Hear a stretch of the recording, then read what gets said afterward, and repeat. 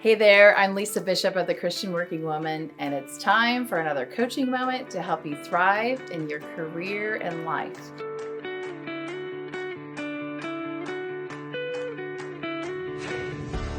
In today's video, I'm going to teach you how to have that difficult conversation that you have been avoiding. Let's face it, we have all tried to avoid conversations that we thought were going to be difficult.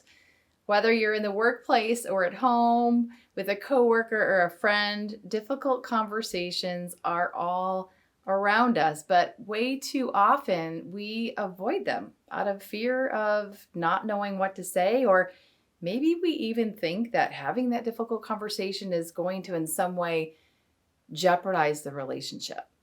But here's a mindset shift that I want to offer you. Consider that the conversation, by having it, could actually enrich the relationship. Now, it doesn't mean it's not going to be uncomfortable. It probably will, but lean into the uncomfortability with the intention of saying, hey, you know what? Rather than letting this fester, I am going to have the conversation, have the courage to have it, have the right attitude of heart in having it, because I really want to enrich the relationship with this other person. There's a quote that I love and a book that is really, really good. It's called Fierce Conversations, and the author is Susan Scott. And this is what she says. She says, our work, our relationships, and our lives succeed or fail one conversation at a time.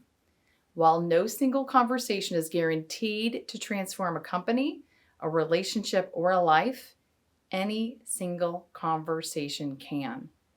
It's so true. I mean, how many of us have gotten ourselves in the situation where we've said, how did we get here?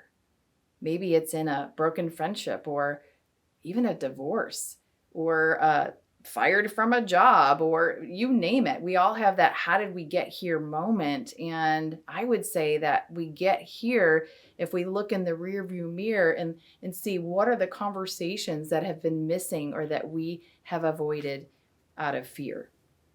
Avoiding difficult conversations often makes bad situations worse. Like we think we're avoiding the conversation, but it's impacting the relationship. So again, reframe the conflict as an opportunity to improve the situation, improve the relationship. Challenge your assumptions about the other person and give the other person the benefit of the doubt. Know that your truth is not the truth. There are other truths that are at play and in the mix there as well. While your perceptions and your opinions they're valid and they're important, so are everyone else's. So don't assume that your version of truth is the only one that counts or the only one that's right. But do have the conversation. And as you're preparing for it, ask yourself, why is this conversation important? What is my motive in having the conversation? Is it to be right and to make someone wrong, or to genuinely enrich the relationship or a working dynamic? What's your positive intent?